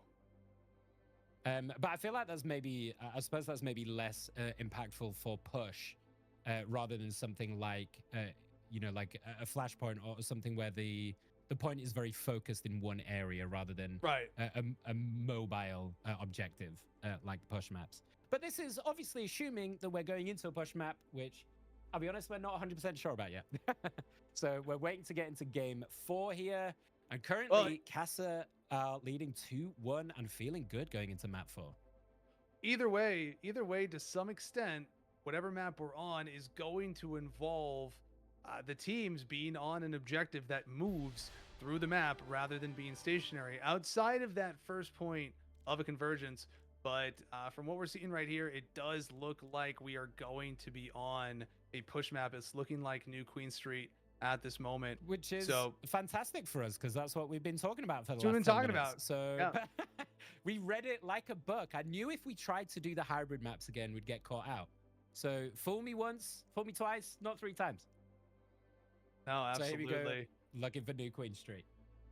I think one of the things that is something for people to keep an eye on with these push maps is push maps are very prone to they require you to be very disciplined because they're very prone to people back capping and very quickly Mhm. moving the objective in one direction or the other. We've seen it a few times Yeah. where some teams like to flank around behind and they just snipe the objective away from the team, and then they hold that positioning as the other team tries to backtrack into them, but they just don't have that positioning for it, and they end up in a bit of a pincered situation, and it just can lead into full control for that team that went behind, got the objective control, and started moving it back the other Mm. direction, forcing the other team to have to turn around even though they thought that they were in control and in possession of that push.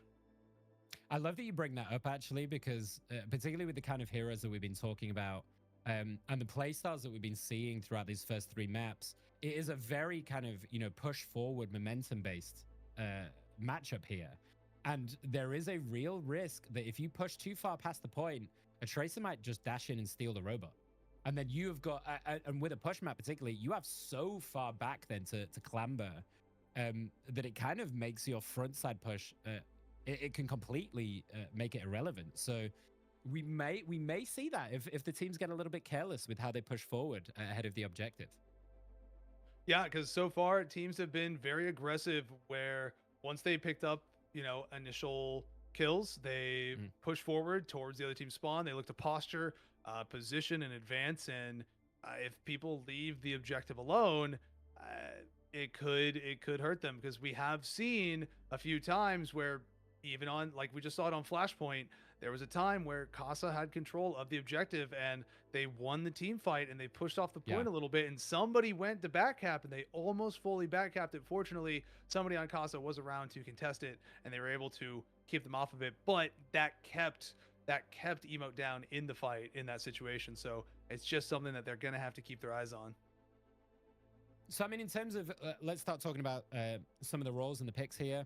As we apologize, we are waiting to get the lobby set up. I think some of the players are uh, maybe taking a very quick break by the looks of it. But let's start with the tanks here. Would you want to see, with everything we've been talking about, do you want to see something more front to back and more staple to sit on the point, like the horse, the Orisa, or something like a ram, or do you want to see more mobility, something like the Diva or the Winston? What do you think we're going to see out of these teams, or what would you Well, like to see, I suppose? I think with Emote down, we might see. I think they have a little more options in terms of their tanks because they do swap between some of their players. If we see Cardifan, it's very good odds that we will end up seeing potentially Very true. Winston coming back into play, being that more aggressive character, pushing around. He would be able to jump around, get onto the point, and get off the point, back onto the point very quickly, in order to prevent back caps or go do back caps or anything of that nature. But Big Gorilla, hard to miss him overall, but it Yeah. does lean into that mobility aspect of things. We've seen a very wide array from Axer so far on the Diva, on the Zarya, on the Junker Queen. There's possibilities of seeing some other plays. Very briefly, the Ramatra, but the Ramatra hasn't worked out for them super well so far. When Mm. Emote down mid has gone into a Ramatra v Ramatra matchup, it's worked a little bit more in their favor, usually leaning into Kasa swapping off of that early on, which does work into their favor so far. They've done very well against Ramatra when it's been there for Emote down. We haven't really seen Emote down uh, lean too much outside of the roles. We've seen the Orisa on both sides, but it's consistently been that Zarya. Zarya is just Yeah. hard to move away from. She's just very reliable, very stable, brings utility to the table, brings damage, brings group ult capability. So it's difficult to, really deviate from what a Zarya can bring to the table overall. Yeah, and I suppose if for the push maps, it's hard to justify why you would take a pretty immobile Ram over a Zarya who is also pretty immobile, but feels like it has a lot more uh, wall of force to get through, and you have to pump a lot more to try and get through that. Because you can play around the bubbles, but with Ram you can play around the Nemesis form with such flanking angles for people to get round. Particularly in the first contest, if we're talking about New Queen Street, there's a lot of different ways that people can attack from. So playing a front to back is a bit more difficult. Um, so it is definitely hard to see why you would maybe take a Ram in this situation. But one we haven't seen, which if we're talking about this very stable front line, Sigma. I think Sigma can also be quite powerful in that regard and very hard to get through. That this is very true, but uh, I think Sigma works a little more into something akin to Junker Queen, which we haven't seen Mm-hmm. run from Emote down mid, but we have seen from Kasa. So I don't know if it's just that nobody on Emote down mid is comfortable with Sigma. There's also the situations of the bans that go through, but overall, the Sigma hasn't really come out. I don't know that you would really want to play Sigma. The tricky part with playing Sigma into what we've seen is that they've been characters that are prone to being able to prevent the CC that Sigma can put out. While Sigma does bring the shielding capability as well, one of the things is that rock and being able to consistently stun people. That works really well into a character like Junker Queen that doesn't have a way to block that rock. Yeah, Whereas, 100%. Zarya does, Winston does, Orisa does. Orisa's able to go into a CC immune state, as well as if you take the attribute, the trait for it, you're able to put up a shield as well, and it's on a very low cooldown, so it's up very consistently. So it can nullify a little bit of that Sigma play. But the Zarya, in comparison to what we're seeing being used over, Orisa as much, is, them both being slower tanks. The utility side of Zarya is that her ultimate, while having similar functionality to Orisa, when Orisa pops their ult, it groups everybody together and pulls everything in. Zarya's ult does the same thing. Zarya's ult you can place where you want. You can aim it in different areas. It has more flexibility, more control over the map layout with what's going on, where teams are pushing from, different choke points. Orisa, it's a little more predictable. Because it is centered around Orisa, for sure. and you're able to move out of it. Typically, Zarya, you get pulled into the ultimate for Zarya, you're locked in there. It's pulling you to the center of it. Orisa is you're able to move out of it pretty reliably if they just full charge it. I would also say probably as well, if we start to talk about the DPS options, we've been talking about the Echo a little bit and how strong this Echo pick has been. The ability to copy kind of whoever you want, really situationally, has been really strong. And we've seen it not only just be tanks, we've seen them be copying some Kiri as well, some Kiri ults, as we talked about how strong they are. But the ability to copy a Zarya and then have a double grab and this double frontline pressure is probably a lot more effective than, let's say, a double Sigma. Or something to that effect. So there's also that consideration of how it combines together as well with something like an Echo pick, which I wouldn't be surprised to see that, to be honest. I wouldn't be surprised to see that combination. It's just Echo does bring that extra level of flexibility. Being able to completely just being able to copy whatever ultimate that is on the field, and you can get so much different value out of it. If the situation calls for it. Just to give you guys a heads up, by the way, I know this has been a long time between these games. Not 100% sure what's happening right now, so please do bear with us as we natter on and try and help you fill time as we look to get into game 4 here. We apologize for the delay. This isn't on our side, but hopefully we'll be getting in here very, very shortly. So apologies for that one. Hopefully we'll be getting in very soon. Just waiting on everybody getting into the lobbies, but Echo, that flexibility of the Echo ultimate just leans into the compositions a little bit more. You know, you want characters that you can get really high value ultimates out of, that you can copy and repeat that ultimate. Even if it's not on your team, it can be from the other team. And here we go. Thank you very much for staying with us. For everybody that's watching, we hope you're enjoying the cast and we hope you're enjoying the games. As we get into map number 4 here on New Queen Street, as the players are loading in and we start to get some of the picks, and a little bit of a spicy one I want to throw out here for their stalling potential. Maybe a May later on in this map to help stall out.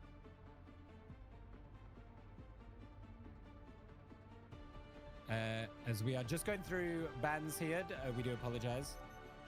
So it looks like Ram and Cassidy are banned, I believe. Okay. As we get in and people are hovering, so we're not going to get baited here. And apologies, the lobby has stopped, so apologies for that once again. We'll try and keep updating you as we continue forward. But let's talk about the supports while we're waiting in that case. So we've obviously talked about Akiri. We've talked about how strong Akiri and Lucio are as a pairing. Do you think there's any opportunity here for some of the pocket picks that we know some of these players for? For example, we know that some of these players like a BAP, even an Alari. I think this is a difficult Alari map to hide an effective pylon without it getting ruined pretty quickly. But are you expecting any kind of pocket support picks that we haven't seen yet? Even a Wuja? Not just yet. It really is. I think we might see certain things swap to. It is going to depend a little bit on what comp these teams look to run. You know, if we go off of what was just hovered before that lobby closed, there were a lot of interesting things that we saw on the screen. You know, how many of them will hold true? How many of them are going to just be, you know, for the fun of it? That can really change up what people run. The Alari, definitely a difficult choice to run into. BAP we've seen a couple times, but they've never stuck to it. It's never been consistent for them. You know, I think the last time we saw the BAP was when he was trapped in the room with Winston, getting bounced around all by his lonesome. And so, you know, one thing I would like to see maybe a little bit is see that Brig come out so far, but we haven't really seen that. You know, we know, you know, Mercy doesn't see a ton of play either these days. You know, I know recently in the pro scene there was a match where Mercy got seen once again and everybody went crazy for it. It was a very fun time. But overall, you know, Lucio is just so viable. It's just so comfortable and just brings everything to the table. And there it is, the Kiriko as well, locked in again on both sides. Just that consistency. Now, don't quote me on this, but I heard on the grapevine that Mercy's getting 3 reses back. So as we get into the game, we'll leave you with that. And as we see what people are bringing to this map. And it looks like Cardi is sitting on the ball. Yeah, we're seeing ball for the first time from the get-go. And we see the hypermobility action going onto that Diva as well. We wondered whether they were going to go for the front to back and this staple front line. And it looks like they're opting for high mobility and just taking these very split fights as Ryan gets a very early pick on Sunnyside in that mirror match, getting the better of that one to start this off. And that is going to put Kasa in a good spot to start with. As Cardi does somehow get Karma, somehow with that hook. And Gorilla taking out the Diva mech as well. So actually coming back into it with the picks off the back of that ball pick. They are going to get the early push on here for Emote down mid. Yeah, a good early exchange by Emote down. You know, initially it looked like the pressure was favoring for Kasa, but Emote down. You know, Ryan getting that 1v1 exchange is just so crucial. Being able to eliminate the Sojourn from the equation just alleviates so much pressure for their team. There's Karms picking up the other enemy Echo, so that's going to swing the advantage right now into Kasa's favor. And that's a really good push out from the ball there, actually, because Aksha had such a good line on all of those three. Could have got all of those kills, to be honest, if they have the micro missiles up, but just gets pushed out by the ball, goes down so low, but just survives. And it looks like Kasa are starting their push forward. As we see ults being slowly built up here. Cardi nearly with the mines as Ryan, again, just poking onto Sunny, getting the revenge in that 1v1, getting the kill. And Sojans are really strong on this map. We've seen this throughout many series. How strong this hero is. As Sunny nearly has the ult ready. Ball just being a nuisance, making sure no one can push up that side ramp. As we see the Kyriel just immediately on both sides. Both of them going the mines over the top as well to try and stop Kasa being able to get in on top of that Kyriel and push forward. As we see the bomb is ready, they might look to push it on, they might just save it to min-max health. Sunny goes down though. Cardi does get that pick off right before they can ult. As we see the beast dropped as well, Ryan gets the pick off on Red X, and this looks really good. As we see the bomb just sat in the corridor, making sure they can't push in any further, but they're not going to get the picks. We see Ryan get a really good angle on that left side into that room. Poking away, building up that ult. The echo's so low. Calms does get the pick off, but does get traded as Cardi on this ball is causing so many problems and creating so much room for Ryan to go absolutely ham on this Soja. Ryan just getting all the freedom in the world right now to run around the backside and pick up those exchanges, you know, pick up the people trying to fall back. And that's going to just be a real big issue for Kasa if they find themselves, you know, isolated like that, because Ryan has proven time and time again that they are able to secure those kills on Sojourn at will if they get the opportunity. Yeah, Cardi going down really low there. Gorilla's sitting very low as well, as we see. Ults get popped, the beast goes down. Sunny gets the pick on Pauline. This might be what they need to push forward. The ball is making such a nuisance of themselves, getting in Sunny's face, and Sunny just drops the ult and says, just get out. You don't belong here. We are going to push this. We are going to push this forward. As Aksha gets the pick on Razor as well, changing to that Orisa, opting now to not try and match the ball mobility, but just sit on this point. And hope that the rest of the team can deal with the pressure coming out from that wrecking ball. Yeah, that hamster is just being an absolute terror, keeping people off the point. That ultimate is such great zoning potential, but also just the rolling around makes it difficult to hit while also just moving people wherever he wants. Fortunately, we are seeing Kasa make some good adjustments to dealing with it. The robot, though, is, you know, held up. They started to move it back the other way. It's one of those things that we're talking about. The teams like to look for opportunities to get behind and make the payload turn around, but it's back going forward again for Kasa. You know, that Orisa is going to be able to sit on that point much more comfortably, but down they go right there. Ryan finishing them off very quickly, and it's now going to be favoritism towards Emote down as they're going to look to get aggressive here and push Kasa off. I think there's a little bit of an ego battle going on between these two Sojans, if I'm honest. Sunny just diving past everybody to get on top of Ryan. Does get the better of that exchange that time, but I think we've got a little bit of an ego 1v1 going on here as Cardi cleans up off the back of it, and this is going to be more push for Emote down mid, so this looks good for them in the early stages of this. Plenty of time still left on the clock, and it's not too far away, but remember, they've got to go all the way and then some. As we see the board just making a nuisance of themselves once again. Getting them on that back line. The Orisa just straight ults them, actually. Aksha is not messing around. Like, willing to drop that instantly as we see them pushing over Calms. Choosing to go onto the Kiri, the mines drop as well. As Calms probably looking to drop. There we go. Drops the Kyriel to try and keep them on. Pauline backing up this ball as they dance around this robot. And going back in favor as we see some ults. There we go. Beats are dropped. Sunnyside drops theirs as well. Kasa are looking for the fight here. They want to push forward. The Kyriel on the other side, though. Gorilla backing everybody out. And this is really nice if they can re-engage. Calms does get the kill on Razor in that mirror match once again. We're seeing lots of mirror 1v1s. And that's a really nice use of the ult to disengage. But unfortunately, the pickoff does come through. And they're looking for Ryan, who went really low, but the supports are on point. And then Ryan comes back in, gets a double kill off the back of the ult. Unbelievable. The railgun going crazy, gets a triple, and it's back in the way of Emote down mid. Again, Ryan, you know, while Ball themselves may not be doing a lot individually, they are creating that space, they are creating that attention being pulled away from his team, and it is allowing Ryan to just have absolute free reign to fire off those railguns time and time again. And that time they were able to get their ultimate out and just really clean up a lot of targets from Kasa.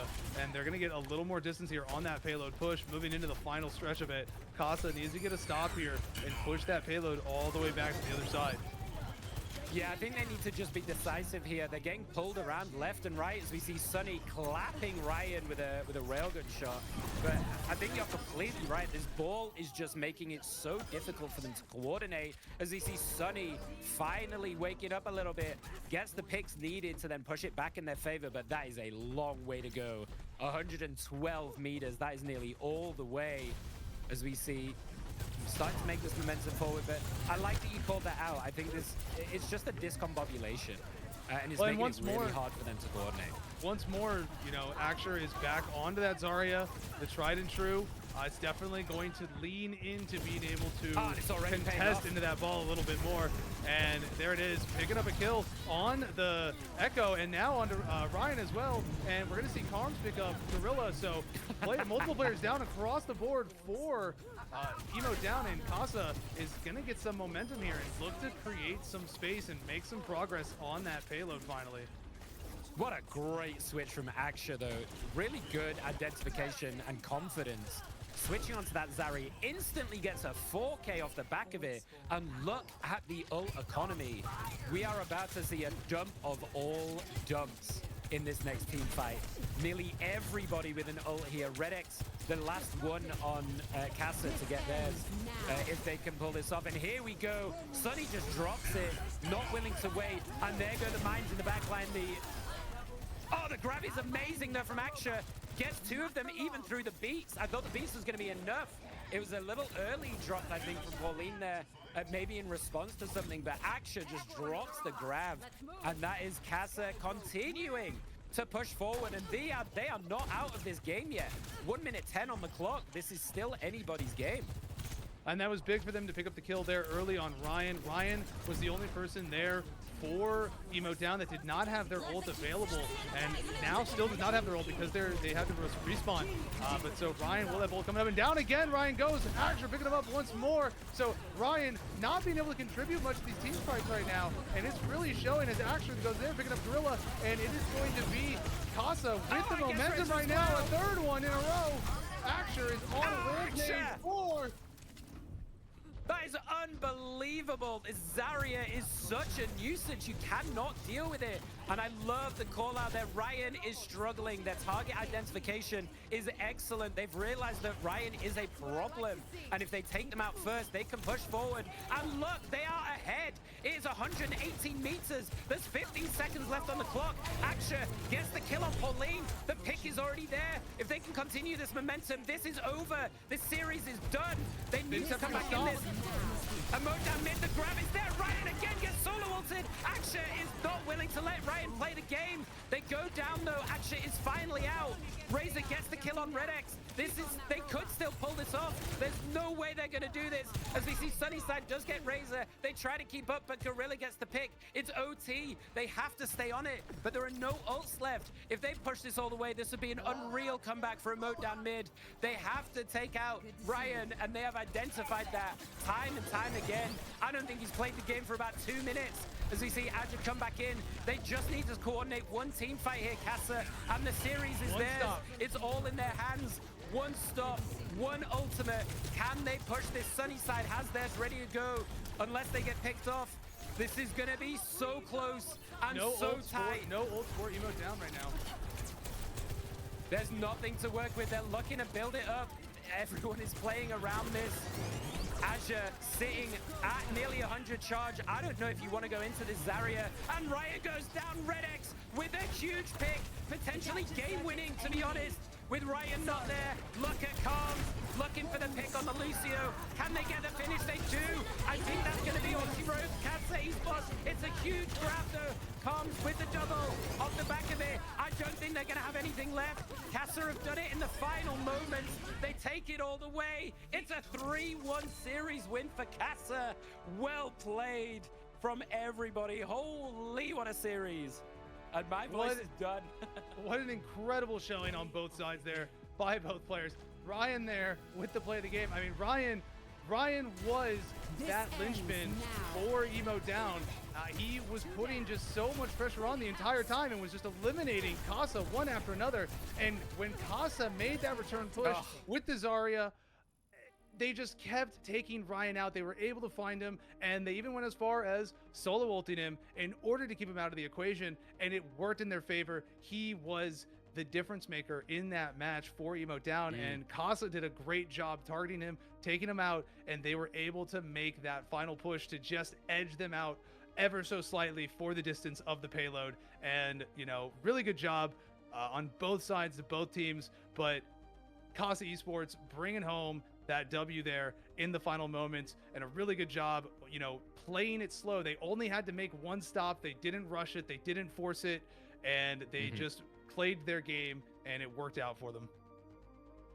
Absolutely. And we talked at the top of this series how important this was for both teams to pick up a win here. We know Emote down mid have been struggling a little bit in their past few series, but Kasa coming in, and the adaptation is what gets them the win at the end of it. Their identification to plug Ryan and say, we need to take out this target. Their target selection was so good in that last map. The switch up, after it was really back and forth. It was really anyone's game. And then the foresight to say, hey, if we need to solo out this dude, we're going to do it, because that is going to be what wins us the game. And they take it over the line. What a great series for us to start off our casting of FACEIT here. A phenomenal game across the board. You know, it came down, you know, almost to 5 games, but every game that was played all the way through. None of them were one-sided. It was close every time. You know, Flashpoint went to 5 points. Escort came all the way down to the distance on it. Control came down to the full duration of it. And then here on Push, 112 and 118, it was practically a full push on both sides for it. So, you know, we got very full games, really great showings by both teams. They both performed incredibly well. You know, well done on both sides across the board. And as we look to sign off here and end this series, we really hope you've enjoyed it. Zav, have you got any last words, any last things you would like to say, or any shout outs you'd like to do? You know, congratulations to Kasa. Congratulations to Kasa, you know, splitting things up, you know, going 1-1 now. And it's going to be interesting to see how they do. And for those of you who aren't aware, we are going to be here casting quite a few of these series as well. I believe we're going to be back on Friday evening as well for another series. So if you've enjoyed the cast, please do join us then as well. And a last quick shout out to everyone behind the scenes here who have been producing, observing, getting the teams organized. It's not just us. There's a lot of other people behind the scenes that make this happen. So thank you to everyone. And we really hope you enjoyed the cast. So with that being said, I'm Simply Nickish. You can find me on all socials if you'd like to plug yourself. Zav, and you can find me on my socials at Zav as well. And it's been a pleasure casting for you. We hope you have a great evening, and we'll see you again on Friday. Have a good night, everyone. Take care. Take care.